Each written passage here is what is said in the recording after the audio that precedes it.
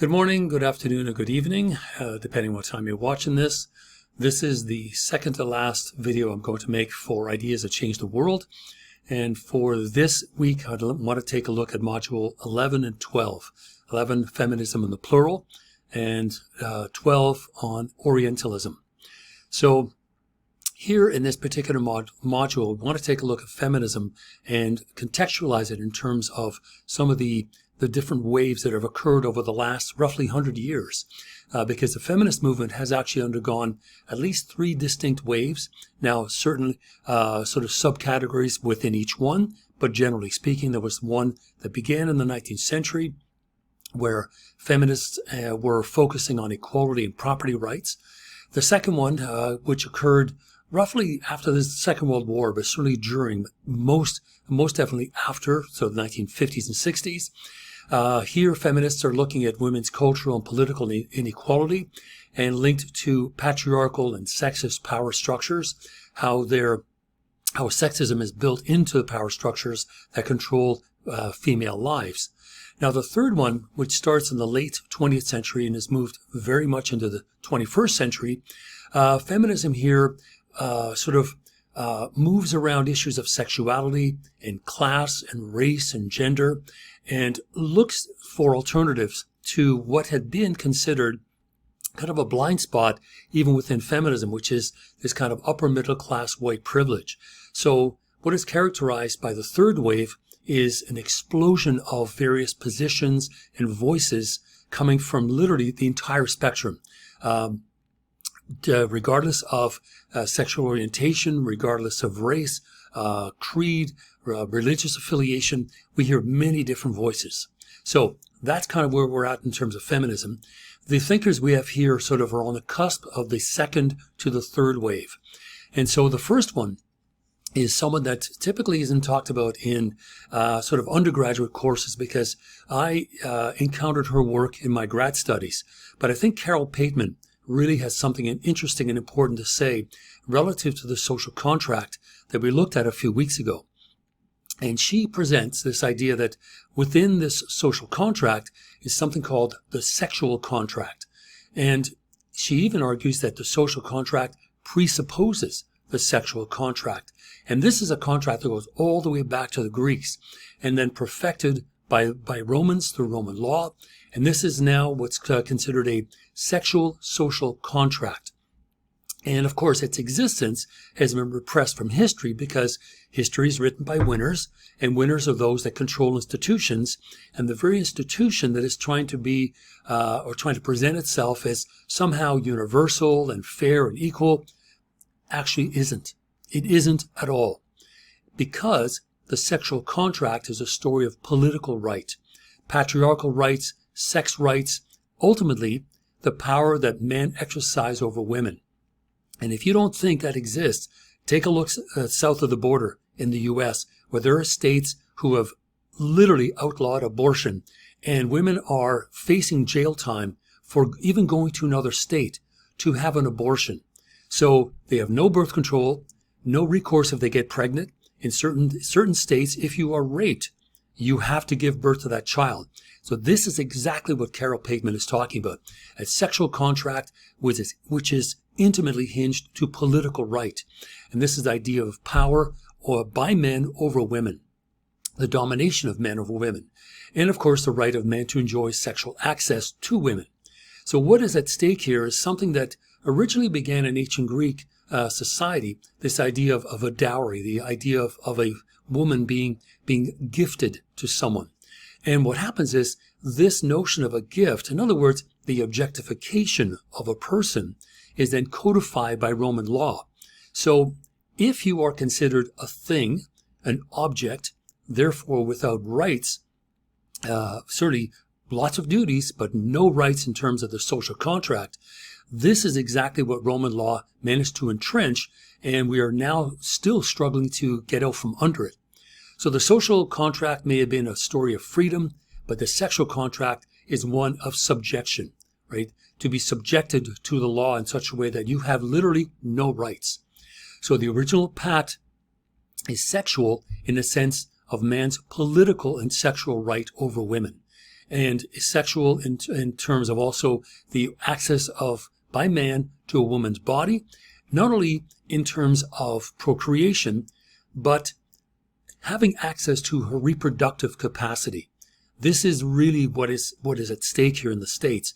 Luckily in Canada, the issue of abortion comes up periodically, and somehow cooler heads prevail in the sense that this is an issue that really will cause much more harm than good. But in the States, for some reason, right-wing and extreme right-wing groups believe that it's up for grabs. This is our last chance to control people's lives, but let's not control men's lives. No. Only women's lives. And it begs the question, if a woman is not raped but becomes pregnant and is facing jail time, why isn't the man going to jail? No, what do you get? Bragging rights? So extremely dangerous.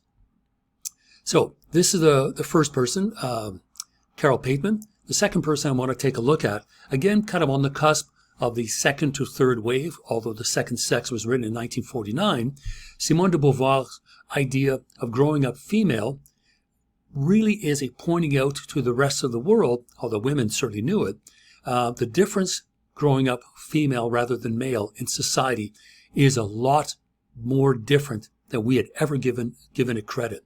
So the main thesis of the book is this, that women have been forced to occupy a secondary position in the world in relation to men, and that this gendered position has been reinforced by education, social traditions, social duties, political structures, and all the things that we've just talked about in this sexual contract. So women are forced to occupy a secondary place in the world in relation to man, and this gendered position is reinforced by, in this case, a lack of education, a lack of social opportunities. So explicit legal differences actually reflect implicit existentialist ones. Now, why is that important? Because Simone de Beauvoir was an existentialist, someone deeply concerned with day-to-day life, existence, authentic existence. In other words, living authentically, which if you are repressed and subjected by law and by a lack of rights, you're not living authentically. So those legal differences deeply impact yourself as a person, as a subject, as a citizen, and as a human being. So people assume that these experiential differences, differences in terms of everyday life, are somehow natural expressions of femininity. Women should raise children because, of course, they're very good at it. Yeah, because they have no choice. But as it turns out, men can also raise children, as we can see. So this experiential difference that is considered innate to women and to femininity actually is a construct. So Beauvoir says, no, these are myths about femininity that are used to hold women in place. And this is why she says the very famous quote from this book. Now, it's a thick book, about 600 pages, but she says, one is not born, but rather becomes a woman. In other words, as young women grow older, they learn to behave modestly and properly. They behave as they are expected to behave. They think of themselves as positioned in space. In other words, posing, becoming objects of desire, objects of the male gaze, rather than defining or constituting the very space in which they find themselves by their movements, by their actions, by their thoughts. So the notion that, a woman is not born but becomes a woman, it means that a woman is a social category. It's a gendered category that a woman grows into by this notion of modesty and proper behavior. So this is the mold that's being broken now, in fact, in many, many different ways. Okay, so along with Carol Pateman in The Sexual Contract and Simone de Beauvoir in her book, The Second Sex, the third person I want to take a brief look at is actually Carol Gilligan. But we need to sort of back up just for a moment to see where her work fits in to the development of morality. So her, I don't want to say her boss, but her teacher, because she worked with Lawrence Kohlberg. Psychologist Lawrence Kohlberg came up with this problem called Heinz's dilemma. and he used it to study the moral development of children. You can take a look at Heinz's dilemma in the slides, but very briefly, it's the idea that Heinz's wife is dying of an incurable disease, but it turns out that a pharmacist has the medication that might save her life, but the medication costs thousands of dollars. So the dilemma is, does Heinz steal the medication and help to cure his wife, or hope to cure his wife? Or does he try to come up with some sort of arrangement with the pharmacist to either pay for it over time, or perhaps he could get a loan or something? But the dilemma is this: should Heinz steal the medication, or should he try to work out an arrangement with the pharmacist? So that is the dilemma that Kohlberg used to study the moral development of children. So he presents his dilemma to 11-year-old Jake, who uses impersonal principles, right? Kind of abstracts the people out of the equation and just looks at what needs to be done, right? What's the action that needs to be fulfilled here? And that is to procure the medication. And so he argues that Heinz should steal the drugs because he needs them. So he should steal the drugs from the pharmacist and save his dying wife. Now, a young woman, Amy, also 11, she instead focuses on the personal relationships between Heinz and the pharmacist, and she argues instead that maybe he should not steal the drugs because, for example, he could get caught. He could end up going to jail. There could be far worse things that could happen. So Amy believes that through personal relationships, something equitable might occur. That could be something that could be worked out fairly and equitable for everyone.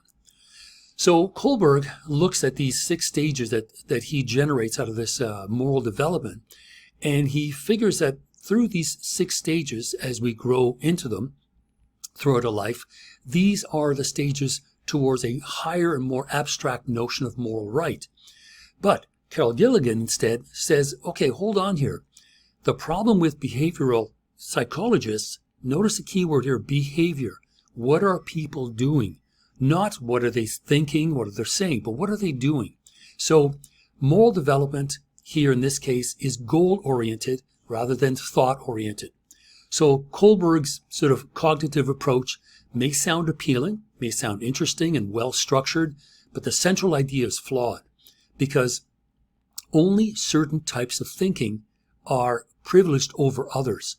In other words, an impersonal principle, abstracting the people out of the equation and saying, this is the best way for it to work. So let's not worry about who's involved, just steal the drugs. And Amy says, well, no, something could happen to Heinz. Something could happen to the pharmacist. He'll be out thousands of dollars. And so what's going to happen to him? So Amy tries to work through something that will be equitable for everybody. And Carol Gilligan believes that this is something that is not innately feminist or feminine, but something that women are capable of engaging in, which is to value certain ways of thinking that will involve everyone as human beings. So rather than abstracting away all the details that give each situation its distinctive flavor, she argues that women find it hard to ignore these details because it's out of an orientation towards care and consideration that women tend, this is not innate or essential, but tend to think about the consideration of others. So taking care of others in a personal way, not just being concerned with humanity in general. And sure enough, as we move from individuals to humanity and universal concepts, we're moving through Kohlberg's 6 stages of moral development. And Gilligan says, hold on here. As we continue to abstract the context and the people we're dealing with, that's not necessarily a good thing. So perhaps this notion of moral development needs to be rethought, which is exactly what she does in her book in a different voice. Okay, so that is essentially the module 11 on various forms of feminism. And of course, there are many, but unfortunately, we can only have one module, but I wanted to give you some highlights. Now, Module 11 and Module 12 are 2 of my favorites, especially Module 12, because I'm really happy with the way this one sort of fit together, because we move through different thinkers, but each of them all seem to raise the same important point. Okay, so let's start at the beginning with Edward Said, who wrote a book called Orientalism in 1978. And he argues in this book that Orientalism is little more than just a fiction, but a supreme fiction derived from a Western imagination. Now, what does that mean?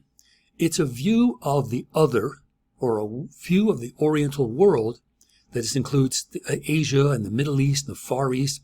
This is the view of this part of the world that is imagined. We think these things are going on, when in fact they bear no resemblance to the actual Orient, which is in fact far more complex, much more complicated part of the world. Rather than this sort of simple, almost kind of thumbnail sketch of the Orient or the Middle East, it is far more complex. Now, how did we get into this position, and what does this mean? Well, for Said, Orientalism has these three interrelated meanings. So the first one is it's a reflection on a Western European academic discipline going back to the middle of the 19th century. As people began to travel a little bit, or spoke to people who traveled, or imagined these places, this is where it becomes sort of an academic exercise in conjuring up, right, another part of the world. So that's where Orientalism becomes this kind of supreme fiction. So it's partly a Western European academic discipline.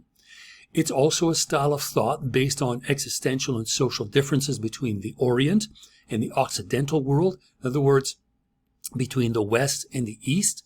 And of course, the view of the East is again filtered through either things that the West wishes to see or wishes to ignore. But in each case, it is still a fiction. It's not a fair assessment. It's not a complex and complicated assessment.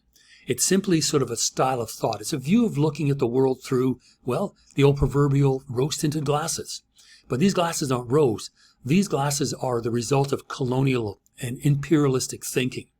So that's a second one. The third one is a kind of authoritative institution by which we discuss the Orient. These are the kind of mediating institutions, the media in particular, that process notions of the Orient and present it back to us in such a way that it still seems to privilege that Western style of domination, a restructuring, having authority over the Orient. We seem to think in the West that every time there's a problem, we need to run over there and fix stuff, rather than allowing them to deal with the problems themselves and come up with their own solutions. We're always trying to export democracy to parts of the world where we think they need it, when in fact we're completely blind to the fact that tribal thinking has been around for thousands of years, and perhaps sometimes it may work, because tribal thinking is something that if you were to ask someone in the West, what is that? They have no idea. And it is because they have no idea that it is the result of these academic disciplines, styles of thought, authoritative institutions that choose to remove that from the equation. And ultimately, if we're looking at the East in this manner, these are issues of racism, bigotry, that have to do with years and years of colonialism and imperialistic thinking. So these ideas that we have about the East overlap through literature, books written by people who have never visited Egypt, but somehow imagine what it might be like. Documentation, again, selective documentation, travelogues written by white Western European writers throughout the 19th century and their ideas of the Orient. In other words, the voices from the Orient are not heard. All we hear are the voices from the West, from white privileged West. And there is little, if any, interaction with the real Orient. We have very, very rarely encountered people who have actually gone there and spoken to people. Not just sort of traveled through, and looked at the pyramids driving by in a car, speak to no one. It is such a warped view of the East and the Middle East in particular that Said says it is ultimately a fiction. So, what do we do as a result of it? Well, the first thing we need to do is to think about how we could look at the Orient differently. And when Said presented these not necessarily alternatives, but this critical commentary, this critical interpretation of the Orient, Said was criticized for being anti-Western. And somehow, and again, this is sort of this either-or view, that the author himself, Said, said, look, there is the belief in the phenomenon of Orientalism. It's a small symbol, but it's still an attitude that runs through much of the Western world. So we have the two reasons. The first being this idea, this phenomenon, the existence of Orientalism as a symbol, and there's also the West and Orientalism as that violates Islam in the Arab world. So if that's the case, and we argue that Orientalism is bad because it is a fiction, then we typically are accused of being anti-Western. And Said says no, right? To criticize Orientalism doesn't mean that you are a supporter of Islamic or Muslim fundamentalism. No, it simply means that we are asking individuals to think more comprehensively of the East, the Near East, the Far East, the Middle East, Southeast Asia, China, because we saw during the pandemic where everyone pointed the finger at China, and yes, COVID may have begun there, but it really lined up very quickly with a kind of attitude that many had towards China. So whether it's the Middle East, whether it's China, whether it's Japan, the otherness of it somehow is so different from ours that we just start making up stories about what we think is going on, which is very dangerous. So the question now is Orientalism alive and well in 2023? Yeah, short answer is absolutely it is. Because the Orient is still being watched, and the Europeans, right, whose sensibility encircles the Orient because they are much closer to it, they are the watchers, right? May not be directly involved, but they're always claiming objective detachment and high ideals. And of course, being so close to it, they feel that they are privileged to talk about it more so than for example, us in North America. But they still suffer from the same blind spots, the same mistakes. They rarely go and speak to individuals who live there. So they come up, in a sense, they come up with an idea, right? They have a hypothesis, and rather than test the hypothesis, they simply look for evidence to confirm the hypothesis. And that is supposed to be a theory that can be broken down. So a hypothesis is there just as a possible interpretation, a possible idea. And so if we continue doing this, and we look blindly to the East, well, of course, we're not going to see anything that's actually occurring there, just what we think is there. So Said argues in his book that anthropocentrism is actually Eurocentrism. And Eurocentrism is this notion that Western Europe is literally the be-all and end-all of liberal democracy and everything that is fantastic about the world. So the white middle-class West still believes that it is their prerogative not only to manage, which is of course a polite way to say colonize, the non-white world to call its own, but because by definition it, right, is not quite as human as we are. In other words, the final slag we can throw against individuals living in the Orient is somehow they're not quite up to speed. Rather than looking to see, well, what are they doing? What is making the world work, and function to some capacity? So this is part of this entitled white privilege that we see in Western European and Eurocentrism in general. This notion that it, right, the Orient, the Middle East, the Far East, somehow is just not up to speed with us. So those ideas are absolutely still around.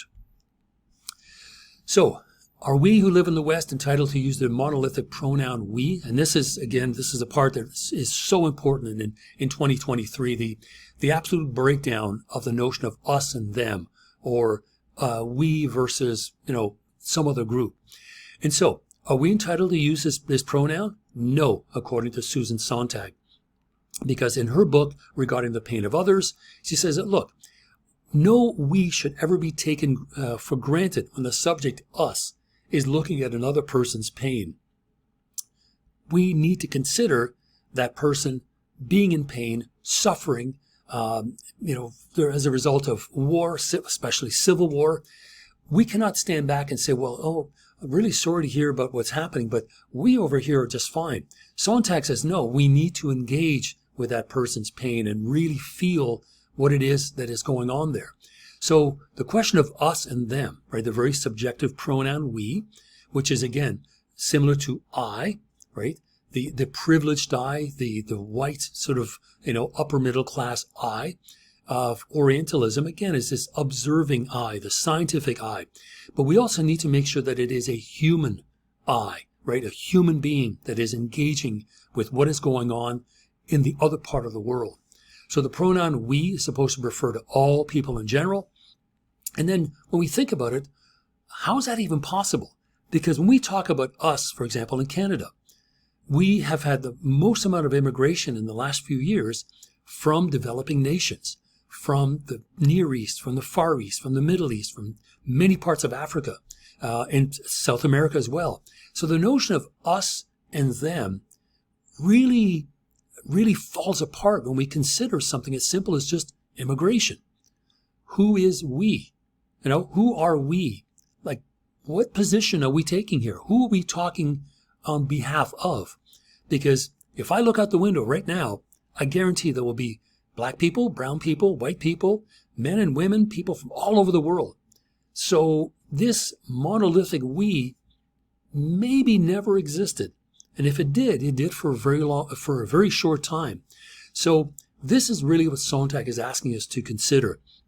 This notion of, us versus them, or we and them, those categories really are problematic, because when we consider who we really are, we're all kinds of people.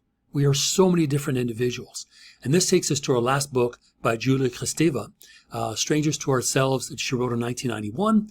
And she too does the same thing. She breaks down this opposition between us and them, much in the same way as Said tries to break down the opposition between the Orient and the Oriental world and the Occidental world.